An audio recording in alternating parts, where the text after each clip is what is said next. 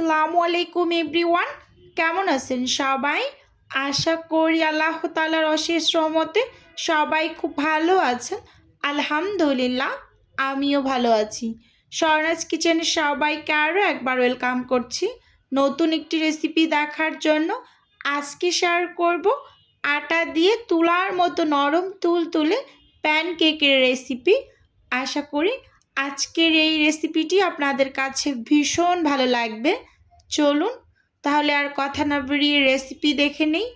প্রথমেই এখানে আমি একটা মিক্সিং বোল নিয়ে নিয়েছি, আর সেই সাথে আমি 2টা ডিম ভেঙে নিচ্ছি। আমি প্যানকেকগুলো 2টা ডিম দিয়ে তৈরি করছি। আপনারা চাইলে এখানে আরও ডিম বাড়িয়ে নিতে পারেন, সেক্ষেত্রে সব উপকরণগুলোকে একটু বাড়িয়ে ব্যবহার করতে হবে। এবার হচ্ছে এর মাঝে স্বাদ মতো লবণ দিয়ে দিচ্ছি, আর দিয়ে দিলাম 125 গ্রাম চিনি।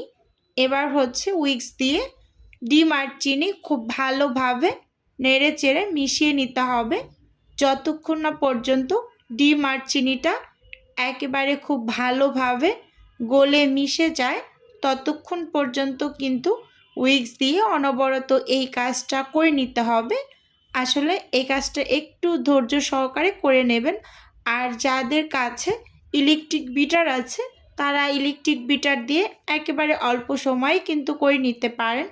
তো খুব সুন্দরভাবে ডিম আর চিনি গলিয়ে নেওয়ার পর এখানে আমি তেল দিয়ে দিয়েছি 1/3 কাপের মতো। তো এখানে একটু ভ্যানিলা এসেন্স দিয়ে দিচ্ছি, একেবারে সামান্য একটু দিয়েছি সুন্দর একটা ফ্লেভারের জন্য। এবার হচ্ছে সব কিছু খুব ভালোভাবে মিশিয়ে নেব।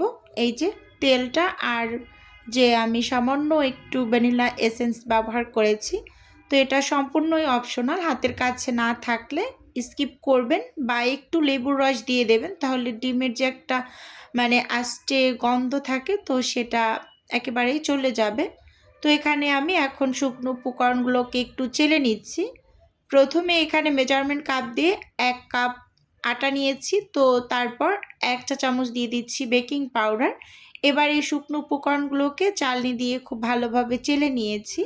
এতে করে আটার ভিতরে যে গোটা গোটা দলা দলা অংশ থাকে তো সেটা কিন্তু আর হচ্ছে বাটির ভিতরে পড়বে না। তো এই কাজটা অবশ্যই একটু করে নেবেন শুকনো অবস্থায়, এগুলো একটু চেলে ব্যবহার করলে ভালো হয়। তো এবার এখানে 1 কাপ দুধ নিয়েছি, তো অল্প অল্প করে দুধ অ্যাড করছি, আর হচ্ছে প্যানকেকের ব্যাটারটাকে আমি রেডি করে নিয়েছি। তো ভিডিওর এই পর্যায়ে এসে প্রতিদিনের মতো আমার প্রিয় আপু এবং ভাইদের উদ্দেশ্যে ছোট্ট করে একটা রিকোয়েস্ট করছি। আমার ভিডিওর কোনো অংশ যদি আপনার কাছে একটুখানি হলেও ভালো লেগে যায় তাহলে অবশ্যই চ্যানেলটি সাবস্ক্রাইব করে আমার পাশেই থাকবেন, আর ভিডিওর শুরুতে একটা লাইক দিয়ে ভিডিও দেখা কন্টিনিউ করবেন। আপনার একটা লাইক যে আমার কাছে কতটা গুরুত্বপূর্ণ এটা আসলে আমি আপনাকে বলে বোঝাতে পারবো না। তো সব সময় ভিডিওতে বলা হয় না, মাঝে মাঝে বলি, তো আজকে একটু ভিডিওতে বলে নিলাম যে একটা লাইক দিয়ে ভিডিওটা দেখবেন আশা করছি। তো খুব সুন্দরভাবে অল্প অল্প করে দুধ অ্যাড করে কিন্তু আমি প্যানকেকের এই ব্যাটারটা রেডি করে নিচ্ছি। এখন পর্যন্ত কিন্তু আমার কাছে মনে হয় ব্যাটারটা একটু ঘন আছে। তো এখানে কিন্তু আমি আরও একটু দুধ অ্যাড করব, কারণ একটু পাতলা করে ব্যাটারটা তৈরি করতে হয়। নর্মাল যে কেক বানাই আমরা সেই কেকের ব্যাটারের থেকে কিছুটা পরিমাণ পাতলা হবে। তো আমি কিন্তু একেবারে বারবার করে উঁচু করে দেখিয়ে নিচ্ছিলাম যে ঠিক আছে কিনা, কিন্তু আমার কাছে একটু ঘন মনে হয়েছিল, তাই আমি সামান্য কিছুটা দুধ দিয়ে ব্যাটারটাকে একেবারে রেডি করে নিয়েছি। আপনাদের ব্যাটার যদি একেবারে পাতলা হয়ে যায় কোনো কারণে, তখন কিন্তু অল্প কিছু পরিমাণ আটা ময়দা দিয়ে সেই ব্যাটারটাকে ঠিক করে নেবেন। এরকম একটা ব্যাটার রেডি করে নেবেন। এই যে দেখুন আমি দেখিয়ে দিলাম। এবার এই মেজারমেন্ট কাপ মেপে কিন্তু আমি প্যানকেকগুলোকে তৈরি করে নিচ্ছি। চুলোতে একটা প্যান বসিয়ে দিয়েছি, আর প্যানটাকে কিন্তু আমি একটু টিস্যু পেপারে তেল লাগিয়ে মুছে নিয়েছিলাম, আর চুলোর আঁচটাকে কিন্তু একেবারে লো করে রেখেছি। এবার হচ্ছে মেজারমেন্ট কাপের যে 1/2 কাপ আছে 125 ml বা 125 গ্রাম, তো ওই কাপটা দিয়েই কিন্তু আমি হচ্ছে 1 কাপ ব্যাটার দিয়ে দিয়েছি।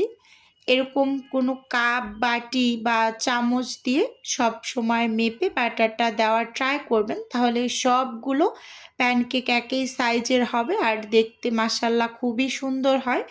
আর একটা প্যানকেক তৈরি করতে ১ থেকে ১.৫ মিনিটের মতো সময় লাগে, এর মাঝেই হয়ে যায়। তো দেখতেই পাচ্ছেন আস্তে, আস্তে কিন্তু পাশ থেকে অসংখ্য ছিদ্র হতে শুরু করেছে, মানে বাবল ক্রিয়েট হচ্ছে পাশ থেকে। একেবারে আস্তে, আস্তে পুরোপুরি নাস্তাটাই এরকম অসংখ্য ছিদ্র হয়ে একেবারে ড্রাই হয়ে যাবে যখন, তখন কিন্তু স্প্যাচুলা দিয়ে উল্টে আমরা প্যান থেকে তুলে নিতে পারবো। তো অনেকে উল্টে দেয় না, আমি সবসময় একটু উল্টে দিয়েই তৈরি করে নেই। তো এই যে দেখুন আমি উল্টে দিয়েছি। এবার হচ্ছে ১০ সেকেন্ডের মতো রেখেছি। এবার মানে তুলে নিয়েছি। এই যে দেখুন মাশাআল্লাহ কি সুন্দর একটা কালার এসেছে। তো এবারও আবার একটু টিস্যু পেপারে তেল লাগিয়ে প্যানটাকে মুছে আমি ব্যাটার দিয়ে দিচ্ছি। ওই যে ১২৫ ml যে কাপটা ওইটা দিয়ে দিয়েছি। একই কাপ দিয়ে দিলে হয় কি, সবগুলোর সাইজ যখন একই হয় পরে দেখতে খুবই ভালো লাগে। তো এজন্য আমি সবসময় একই রকম কাপ দিয়ে মানে ব্যাটারগুলো দিয়ে থাকি।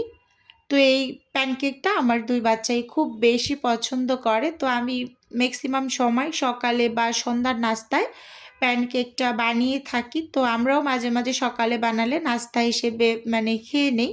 ভালোই লাগে খেতে। আপনারা ট্রাই করতে পারেন এই রেসিপিতে। তো আমি কিন্তু সব প্যানকেকগুলোকেই অফিস কিনে বানিয়ে নিয়েছি। তো এবার আপনাদের দেখিয়ে দিচ্ছি যে দেখুন কতটা পরিমাণ জালিদার হয়েছে প্যানকেকগুলো। আর সবগুলোর সাইজ একদম একই রকম হয়েছে আর কতটা পরিমাণ নরম তুলতুলে। আটা দিয়েও কিন্তু এরকম একেবারে পারফেক্ট প্যানকেক তৈরি করে নিতে পারবেন। আসলে সব কিছুর মেজারমেন্টটা যদি একটু ঠিকঠাক মতো নেওয়া যায়, খুব সুন্দরভাবে কিন্তু আপনারা আটা দিয়েও এভাবে তৈরি করে নিতে পারবেন। অনেকে বলে যে আপু আটা দিয়ে হয় কি? হ্যাঁ, এই যে আমি একেবারে পারফেক্টলি বানিয়ে আপনাদের দেখালাম যে মাশাআল্লাহ কতটা সুন্দর হয়েছে। দেখে নিশ্চয়ই বুঝতে পারছেন আর কতটা পরিমাণ নরম তুলতুলে হয়েছে। বাচ্চা থেকে বড় সবাই কিন্তু খুব বেশি পছন্দ করে। মুরুব্বিদেরও কিন্তু খুবই পছন্দ এই প্যানকেকগুলো। আর আমি আপনাদের খুব সহজভাবেই কিন্তু বানিয়ে দেখিয়েছি। আশা করছি রেসিপিটি আপনাদের কাছে ভীষণ ভালো লেগেছে। তো ভিডিওর এই পর্যন্ত যারা, যারা আমার সাথেই ছিলেন তাদের সবাইকে জানাই অসংখ্য ধন্যবাদ। আর প্লিজ মনে করে একটা লাইক দিয়ে ভিডিও দেখা শেষ করবেন। তো আজকের ভিডিও আপনাদের কাছে কেমন লেগেছে?